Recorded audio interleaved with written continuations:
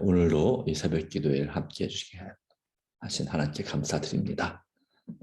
오늘 우리가 함께 할 말씀은 절제생활 제6부 생애를 변화시키는 산 원칙들 마지막 시간입니다. 네 번째 시간입니다. 하나님의 말씀 베드로후서 1장 4절의 말씀을 계속 보고 있습니다. 같이 읽겠습니다. 이로써 그 보배롭고 지극히 큰 약속을 우리에게 주사 이 약속으로 말미암아 너희가 정욕 때문에 세상에서 썩어질 것을 피하여 신성한 성품에 참여하는 자가 되게 하려 하셨느니라. 아멘.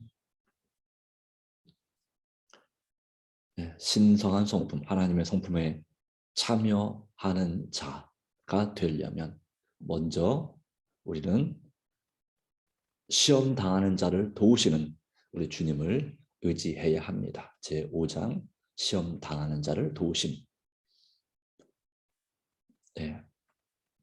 왜냐하면 예수께서는 근심되고 마음이 괴로운 자들, 희망이 꺾인 자들, 세속적 기쁨으로 심령의 갈급을 진정시키고자 애쓰고 있는 자들을 바라보셨기 때문입니다.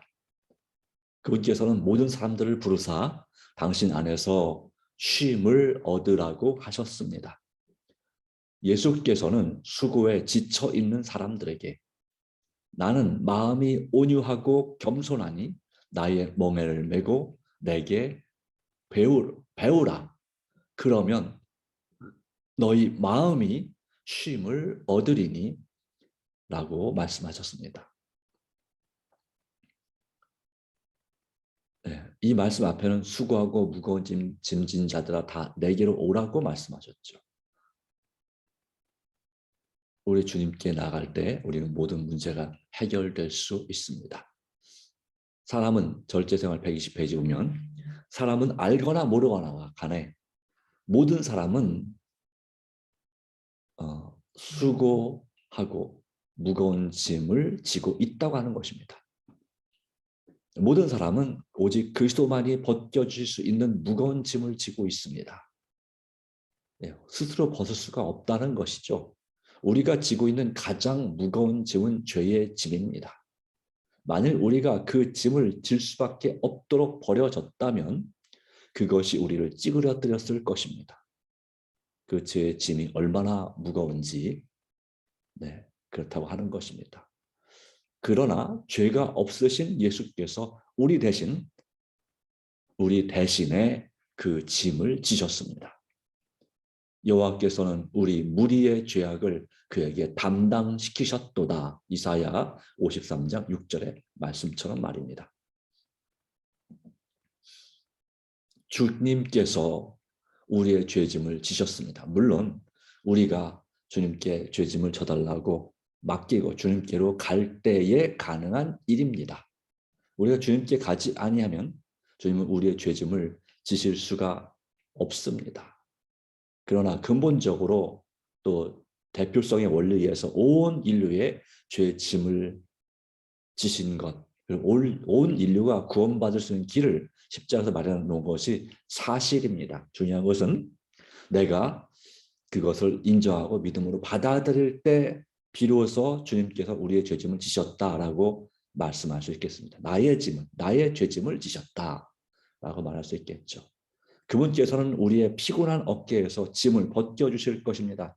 그분께서는 우리에게 안식을 주실 것입니다. 참된 쉼을 주실 것입니다. 근심과 슬픔의 짐 역시 그분께서 지실 것입니다. 그분께서는 우리의 모든 근심을 당신께 맡기라고 우리를 오늘 부르시고 계십니다. 왜냐하면 그분께서 우리를 당신의 마음에 기억하고 계시기 때문입니다. 이사야 49장 15절 16절 내가 너를 내 손바닥에 새겼다라고 말씀하시죠. 그 말씀을 기억하시고 우리를 그분의 마음에 기억하고 계시는 주님 앞에 여러분의 짐을 온전히 맡기시기 바랍니다. 맡기라고 부르시는 그 말씀에 믿음으로 순종하시기 바랍니다. 성육신과 부활의 입장에서 볼 때에 인류의 맏형님이 되십니다. 우리 주님께서 예수 그리스도께서는 그리고 지금은 살아서 승천하셔서 영원한 보좌하러 하나님의 아버지의 보좌 곁에 계셔서 우리를 위하여 중보하시고 세상을 심판하시고 계십니다.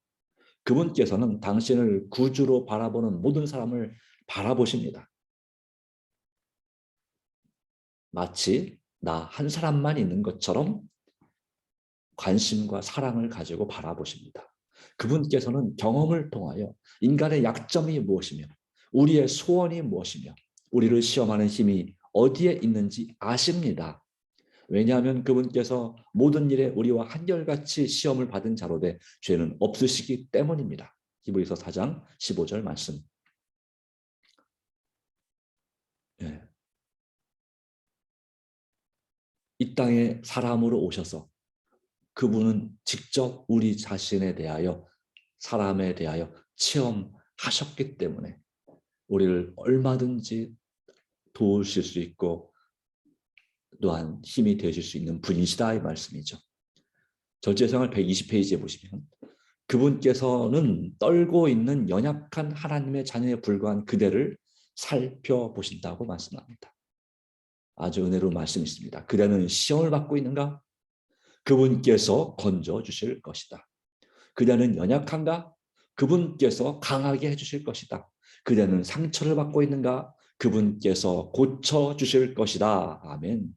주님께서는 별의 수요를 계수하시며 상심한 자를 고치시며 저희 상처를 싸매신다고 시편 147편 3절과 4절에 기록하고 있으십니다. 바로 그분을 의지하시기 바랍니다. 연약한 하나님의 자녀에 불과한 우리를 여러분을 살펴보시고 계시는 분, 벌 주기 위해서가 아니라 혼내기 위해서가 아니라 어떻게든지 상을 주고 그리고 구원으로 이끌기 위해서 돕기 위해서 우리를 살펴보시는 분을 바라보시기 바랍니다. 같은 책에 120페이지 그리고 치료봉사 63, 64페이지는 이렇게 기록합니다. 이런 영감적인 글들이 우리 마음속에 얼마나 큰 위로가 되고 힘이 되는지 모릅니다. 물론 이 책들은 그분 자신도 기록한 것처럼 성경과 동등한 권위를 가지고 있거나 성경보다 더 높은, 더 큰 책이 아닙니다. 작은 빛이죠. 그러나 이 하나님 말씀을 그리고 하나님의 품성을 특별히 옹호하고 우리가 그분을 닮도록 강조하고 있는 이러한 권면 그리고 우리가 실질적으로 이 성경 말씀을 우리 삶에 어떻게 적용해서 어떻게 살아갈지에 대해서 아주 좋은 지혜의 말씀을 주시기 때문에 우리 재림교회는 이 엘렌 G 화이트 여사를 통해서 주신 이 영감적인 글들이 성령의 감동으로 주신 글들이 일반 다른 종교 개혁자, 교회 창시자 마르틴 루터나 존 칼뱅이나 또는 칼빈이라고도 하죠. 요한 웨슬레나 이런 분들에 비해서 그들이 쓴 글에 비해서 더 권위가 있다고 믿습니다. 물론 그분들의 글은 그분들을 따르는 교회에서는 더 권위가 있겠죠. 그러나 그들의 글도 참으로 좋은 글들이 많지만 이 시대에 아주 적절한 주어진 말씀으로서 이보다 더 큰 권위 있는 책이 성경 외에는 없다라고 하는 것을 우리는 인식한다면 그리고 직접 사실 여러분 읽어보시고 묵상하시면 어떻게 이렇게 정말 하나님의 마음을 잘 표현했는지 그리고 그 당시 역사, 성경시대의 역사가 그리고 그 배경, 그런 모든 것들을 어쩌면 이렇게 잘 묘사했는지 정말 놀랄 수밖에 없습니다.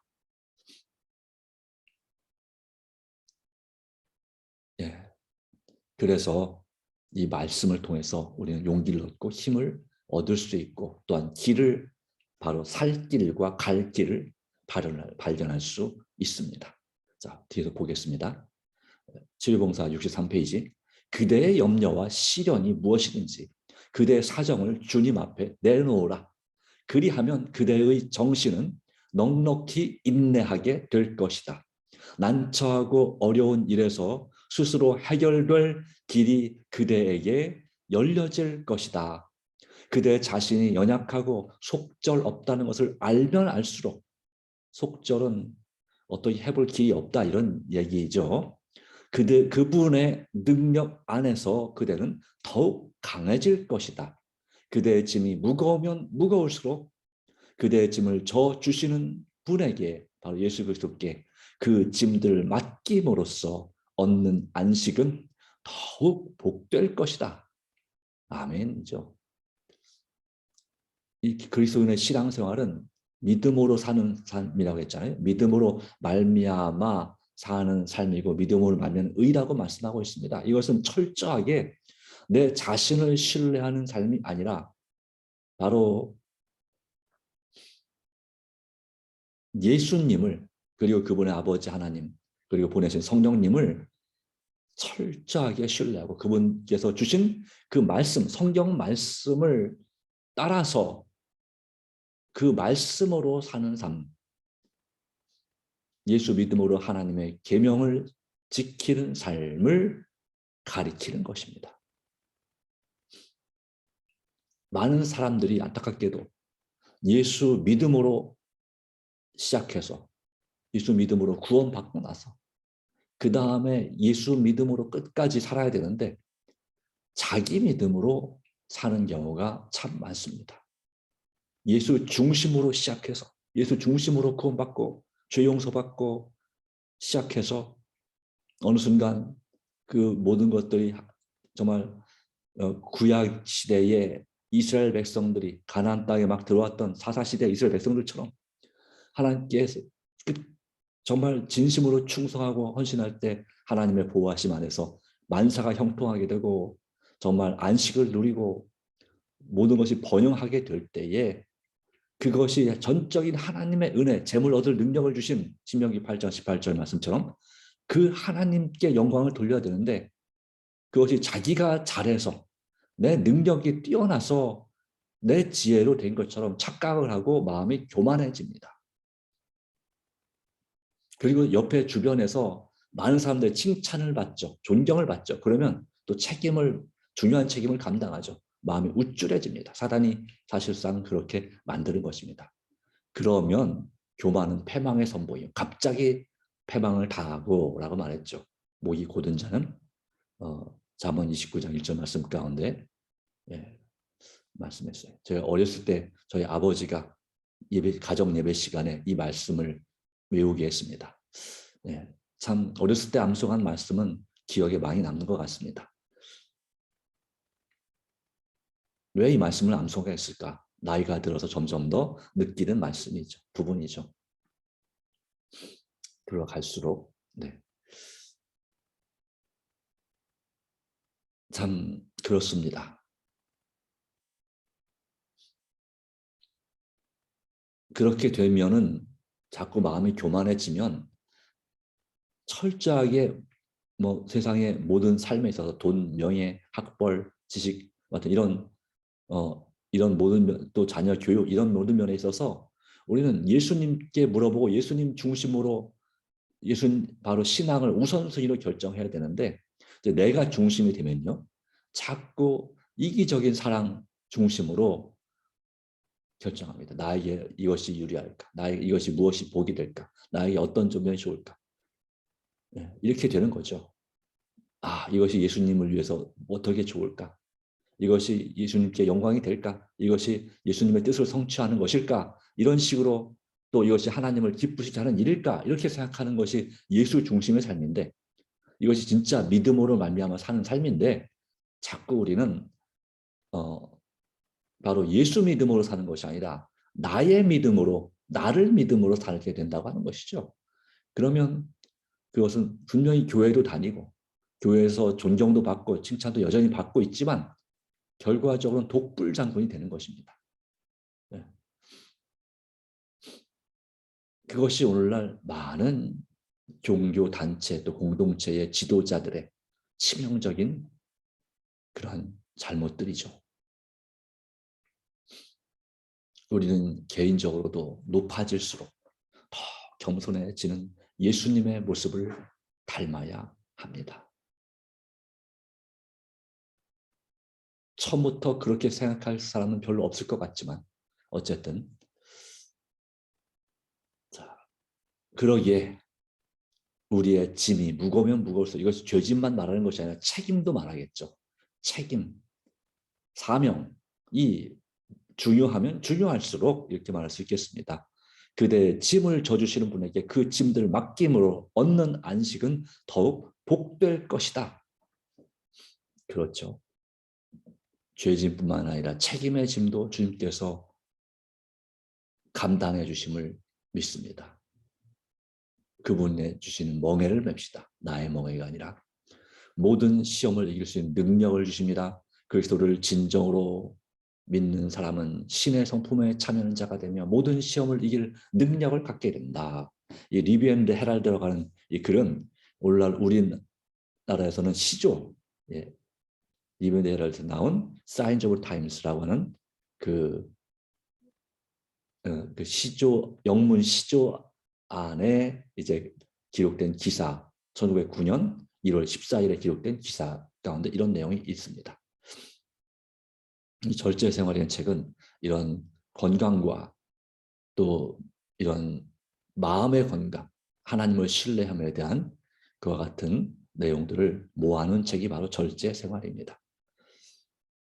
네, 그래서 절제 생활 121페이지 그리고 또 치료봉사 66페이지라는 그런 책의 인용구가 있는 것입니다. 그리스도께서 도움을 얻고자 온 많은 사람들, 아니 그리스도께 도움을 얻고자 온 많은 사람들은 그들 스스로 질병을 자청한 사람들이었습니다. 그러나 그리스도께서는 그들을 고쳐주기를 거절하지 않으셨습니다. 자기의 잘못된 생활 습관의 결과로 또 부절잠으로 질병에 걸리게 됐지만 많은 사람들은 물론 유전적인 질병을 가진 사람도 있었지만 대개는 그랬다는 것입니다. 그러나 예수님께서 바로 그분에게서 나온 능력이 그 사람들에게 들어갈 때 그들은 죄를 깨닫게 되었습니다. 중요한 건 이것입니다. 내가 죄인임을 깨닫게 되면 또 나의 죄를 깨닫게 되면 치유가 일어납니다. 불치병도 치유됩니다. 그리하여 많은 사람들은 그들의 육체적 질병은 물론이요 영적 질병도 고침을 받았다. 우리 재림교회 안에 많은 힐링 센터들이 있습니다. 새로남 쉼터, 제일 가까운 곳에는 그리고 뭐 베델 수양원, 또 뭐 에덴 요양병원, 또 여수 요양병원, 또 그 외 여러 센터들이 있습니다. 나음 힐링 센터, 예, 또 살렘 동산. 바로 이런 곳은 육체적 질병뿐만 아니라 영적 질병도 고침을 받을 수 있는 곳이기도 하지요. 그렇습니다. 바로 예수님 당시에 많은 사람들이 이런 육체적 영적인 질병을 고침 받았던 것처럼 오늘날도 내 자신의 죄를 깨닫게 될 때 말씀을 통해서 성령의 감동으로 내 자신의 죄를 깨닫게 될 때 의사도 포기한 그러한 불치병에 치료되는 놀라운 역사를 경험하는 것입니다. 물론 이것은 전적으로 하나님 앞에 내 자신을 맡길 때 일어나는 일이죠. 절제생활 123페이지 하나님의 계명에서 고의적으로 떠나 있는 일부러 떠나 있는 모든 사람들은 자신을 죄송하지만 사단의 지배에 맡기고 있는 것입니다.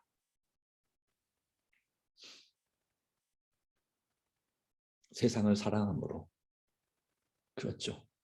그렇다는 것입니다. 많은 사람들은 그들이 원하는 대로 악의 세력에서 벗어날 수 있다고 생각한 나머지 악습과 친근해지고 있습니다. 악한 습관, 이전 조금만 맛보고 그 다음에 내가 벗어나야지. 그런데 계속해서 미혹당함으로 그는 자기의 의지보다 더 강한 의지에 의하여 지배되고 있는 자아를 마침내 발견하게 됩니다. 그때는 너무 늦었다 생각할 만한 상황이죠. 그는 그 신비한 능력에서 벗어날 수가 없습니다. 중독된 것이죠. 그러면 중독되면 그 중독된 것에 의해서 그 사람이 자신이 지배를 당하는 것입니다. 은밀한 죄와 강력한 저욕은 그를 마치 가버나움에 예수님 당시 가버나움에 귀신 들린 사람처럼 속절없는 포로로 만들었다. 네. 스스로는 어떻게 해볼 수 없는, 끊을 수 없고 이길 수 없는 그런 포로가, 풀려날 수 없는 포로가 되었다. 누구의 포로입니까? 사단의 포로가 되었습니다. 그렇기 때문에요, 우리는 이 악한 습관 아직 벗어날 수 있다면 빨리 벗어나야 되고, 악은 모양이라도 버려야 되는 것입니다. 하나님의 계명, 하나님을 사랑하고 이웃을 사랑하라고 하는 그 계명을 고의적으로 떠나 있다면, 그걸 무시한다면 사단의 지배에 자신을 맡기고 있는 셈이 된다고 하는 것입니다. 세상에는 중립은 없습니다. 하나님과 특별히 사단 사이에서는 그렇습니다. 국가적으로는 또 사람과 사람 사이에서는 중립을 지킬 수 있습니다. 물론 그만큼 그러려면 힘이 있어야 되죠. 자기 자신을 지킬 힘이 있어야지 중립을 지킬 수 있습니다. 중간, 나는 어느 편도 들지 않겠다 할 수 있습니다. 그러나 힘이 없으면 어느 편에 들 수밖에 없죠. 그런데 사람은요, 하나님과 사탄 사이에서는 하나님만큼 힘이 셉니까? 사단만큼 힘이 셉니까? 영적으로나 육적으로나 결코 우리는, 하나님은 당연한 물론이요, 이 사단과 그의 악한 천사들보다도 결코 강하지 않습니다. 적어도 비슷해야지 무슨 중립을 지키겠죠. 그러니까 안 되는 거죠. 그러기에 하나님을 떠나면 우리는 자동으로 사단에게 지배되는 것이고, 사단을 벗어나면 우리는 자동으로 하나님 편에 있는 것입니다. 이 선과 악의 싸움에서 우리는 내가 원하든 원하지 않든 어느 한쪽에 속해 있다라고 하는 것입니다. 그러기에 우리는 일부러 하나님과 그분의 계명에서 떠나지 않기로 결심해야 될 줄 믿습니다. 아무리 타락하고 아무리 부도덕할지라도, 그러나 하나님의 은혜는 그렇습니다. 그리스도 안에서 구원을 발견할 수 없는 사람은 없습니다. 귀신 들린 사람은 기도 대신에 다만 사단의 말밖에 할 수 없었습니다. 예수님 만났던 귀신 들린 사람이 그랬다는 것이죠. 그러나 그 마음속에 있는 말 없는 호소는 주님께 알려졌습니다. 영혼의 필요를 느끼고 외치는 소리는, 그것이 비록 말로 표현되지 않을지라도 무시당하는 일이 없습니다. 사람 사이에서는 안 그렇지만 때때로 무시당할 수 있죠. 마음은 안 그런데 말은 이상하게 퉁명스럽게 하는 경우가 있잖아요. 네. 그런 경우에 그 마음을 온전히 이해하는 사람이 흔치 않습니다. 그러나 하나님은 안 그러시죠. 그 마음의 소리를 들으시는 분이십니다. 하나님과 언약 관계에 들어가고자 하는 사람들은 사단의 능력이나 자신의 본성의 연약한 상태 그대로 방치되지 않는다는 것을 믿으시기 바랍니다. 믿음으로 구주를 향하여 절제생활 124페이지, 치료봉사 82페이지. 믿음으로 구주를 향하여 마음문을 여는 사람에게 이루어지는 변화는 실로 놀라운 것이다. 그러면 여러분, 우리의 마음의 문을 믿음으로 우리 구주 예수님을 향하여 열지 않겠습니까? 오늘 아침마다, 날마다 우리의 부족함을, 죄된 것을 진정으로 회개하고 주님 앞에 마음 문을 여시기 바랍니다. 우리 마음을 두드리고 이미 예수님은 우리 문 밖에서 두드리고 계십니다. 그분께서는 하나님의 은혜의 제단 앞에 서서 당신의 도움을 원하는 사람들의 기도를 하나님 앞에 올리고 계십니다. 그분께서는 울며 통곡하는 사람들을 결코 외면하지 않으십니다. 그분께서는 사유와, 즉 용서와 회복을 위하여 당신께 나오는 모든 사람들에게 용서의 은혜를 값없이 주실 것입니다. 그분께서는 누구에게나 당신이 나타나실 것을 모두 말씀해 주지 않으십니다. 그러나 떨고 있는 모든 영혼에게 용기를 가지라고 명령하십니다. 그 말씀에 순종하면 우리는 용기를 가질 수 있겠죠. 누구든지 원하는 사람은 하나님의 능력을 소유하고 그분과 화평할 수 있습니다. 그리하면 그분께서 진짜로 화평하게 해주실 것입니다. 평화롭게 하실 것입니다. 자, 마지막 구절입니다. 절제생활 125페이지. 그리스도께서 그리스도께 가장 많이 용서를 받은 사람은 그분을 가장 많이 사랑하게 될 것입니다. 다시 한번요. 그리스도께 가장 많이 용서를 받은 사람들이 그분을 가장 사랑하게 될 것이다. 그들은 마지막 날에 그분의 보좌에 가장 가까이 설 사람들입니다. 여러분 얼만큼 용서받으셨습니까? 네. 예수님께 가장 많이 용서를 받은 사람이 될 수도 있습니다. 우리가 어떤 죄든지 진심으로 주님 앞에 용서를 구하십시오.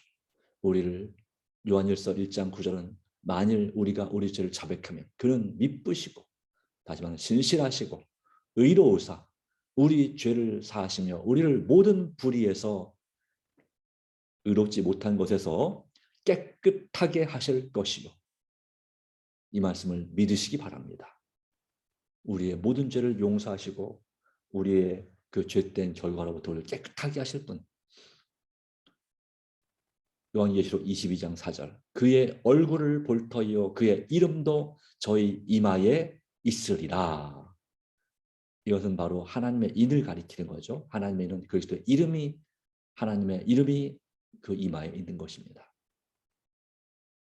이것은 오늘날 바로 출애굽기 31장 13절의 말씀처럼 바로 안식일을 지키는 것이 그 안식일은 하나님의 이름이 있죠. 창조주 하나님의 이름이 있습니다. 그것이 바로 하나님의 인을 받는 것이고 그와 동시에 먼저 성령으로 인침을 받아야 된다 그랬죠. 성령의 인. 성령께서 우리 안에 계시게 될 때 성령의 이름도 하나님의 이름 또 다시 말하면 삼위 하나님의 이름이 우리 이마 즉 우리 마음의 정신에 있는 것입니다. 이것은 자발적인 순종과 자발적인 믿음을 가리키는 것입니다. 이마에 있다는 것은 손은 약간 수동적인 또 그러한 부분이 있습니다만은 왜냐하면 머리가 시켜서 손이 움직이잖아요. 그러나 머리는 자발적이죠. 여러분도 주님을 의지하고 기도할 때에 억지로가 아니라 자발적으로 할 수 있도록 성령께서 도와주시기 바랍니다. 로마서 12장 2절. 너희는 이 세대를 본받지 말고 이 세상을 또 세상 사람들을 현재에 살아가는 이 옆 주변 사람들을 본받지 말고 오직 마음을 새롭게 함으로 변화를 받아 성령을 통해서 성령 충만을 통해서 마음을 새롭게 함으로 변화를 받아 또 예수님이 우리 안에 살아계심으로 성령을 통해서 하나님의 선하시고 기뻐하시고 온전하신 뜻이 무엇인지 분별하도록 하라. 바로 이와 같은 영적 분별력을 주시는 성령님의 충만함을 간구하시기 바랍니다. 주님께서 오늘도 여러분과 함께 하시길 바랍니다. 다 같이 머리 숙여 기도합니다. 하나님 아버지, 오늘도 귀한 말씀을 주심을 감사합니다. 시험 당하는 자를 능히 도우시는 우리 하나님 그 아들 예수 그리스도의 사역을 깨닫게 해주심을 감사합니다. 우리가 마음으로만 부르짖어도 우리의 그 부르짖음에 귀를 기울이시고 얼마든지 도우시며 우리의 짐을 대신 져주시고 우리의 사명을 감당할 그러한 힘을 주시는 하나님 바로 예수 그리스도께서 우리 안에 계시기를 원하시는 것을 인하여 감사드립니다. 우리가 무엇이간데 우리를 이처럼 생각하시고 사람이 무엇이길래 이처럼 우리를 구원하시고 돌보십니까? 주님 은혜에 감사하면서 오늘도 제 자아를 아버지께 굴복시키고 제 영혼을 아버지께 부탁드립니다. 정말 십자가에 나타난 그 하나님의 사랑의 의미를 깨닫게 해주시고 또 저의 현실 실상을 알려주셔서 그리고 성령의 역사로 중독적인 습관에서 해방시켜 주시옵소서. 오직 주님의 뜻을 따라서 오늘도 기도와 말씀과 순종과 전도의 성령 충만한 삶을 살기 원합니다. 이를 위해서는 이름이 성령 충만이 필요합니다. 오직 우리에게 이른 비 성령을 부어주셔서 늦은 비 성령을 준비되게 하시고 하나님과 이웃과 가족을 더욱더 뜨겁게 사랑할 수 있도록 우리를 강건하여 주시옵소서. 그래요 나와 같은 성도가 서로 연합하여 마침내 진정한 개혁과 부흥을 이루게 하시고 내 삶에서 이것이 이루어지게 하시고 마침내 주님께서 약속하신 역사적 성령 충만인 늦은 비 성령 충만을 받아 담대하게 두려움 없이 세상에 증거하고 외칠 수 있는 크게 외칠 수 있는 그리스도인이 주의 제자가 되게 하여 주시옵소서. 여러 가지 기도 제목들이 있습니다. 하나님 이 불쌍한 나라들과 불쌍한 백성들을 기억하시고 주님께로 꼭 인도해야 될 영혼들을 기억하여 주시옵소서. 오주님 이제 전반기 6월 달에 있을 전도회에 주께서 신이 역사하시고 성령으로 감동시켜 주시옵소서. 오늘 우리의 드린 개인적인 기도와 제목과 또 용서를 구하는 기도를 꼭 들어주시고 경제적 그리고 정신적 영적인 모든 문제들에 있어서 주께서 역사하시며 은총을 베풀어 주시옵소서. 우리의 기도를 들으시는 그리고 응답하시는 아버지 앞에 또한 우리의 기도에 중보하시는 예수님의 이름으로 간절히 기도드리옵나이다. 아멘. 감사합니다. 오늘 하나님 은혜가 함께하기를 간절히 바랍니다. 네, 개인 기도로서 새벽 기도회를 마치도록 하겠습니다.